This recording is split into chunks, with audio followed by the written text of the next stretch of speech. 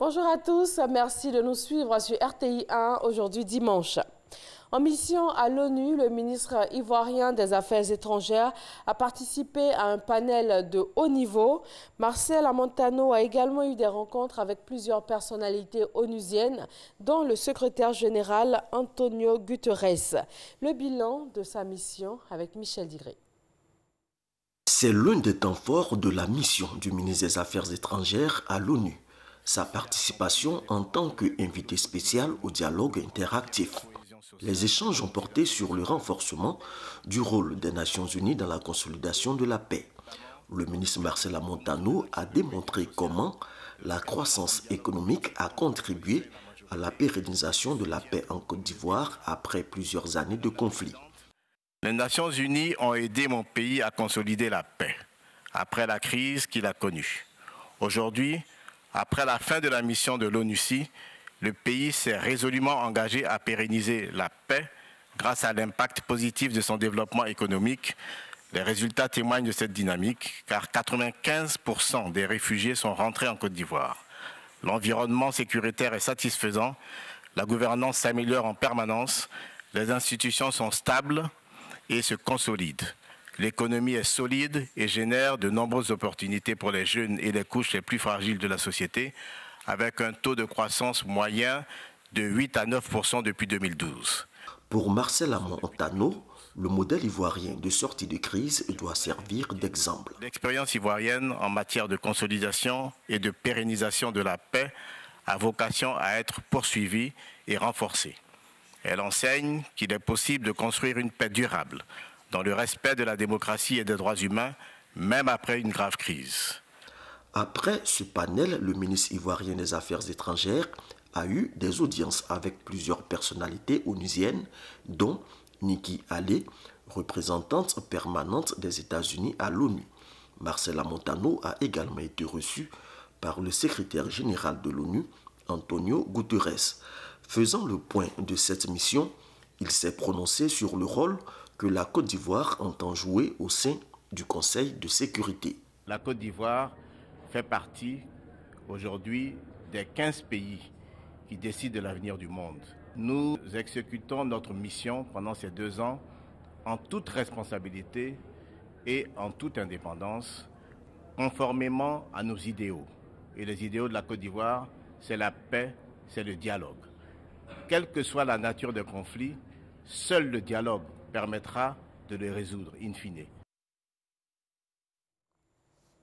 15 recommandations ont sanctionné les travaux des 8e assises de l'Association ivoirienne des sciences agronomiques. Les réflexions ont tourné sur comment adapter l'agriculture au changement climatique. Destinées à 4 entités, ces conclusions ont été regroupées en 10 idées-projets à mettre en œuvre pour que l'agriculture demeure le moteur de l'économie ivoirienne. Une autre rencontre d'experts, cette fois c'est à Cape Town en Afrique du Sud, dans le domaine du pétrole. La 13e Assemblée générale de l'Association des raffineurs et distributeurs africains.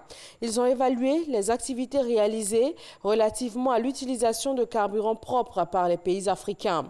Il a également été question de la réduction du taux de soufre dans le carburant d'ici 2020. Au Mali, 2 attaques ont fait une quarantaine de morts dans le nord-est.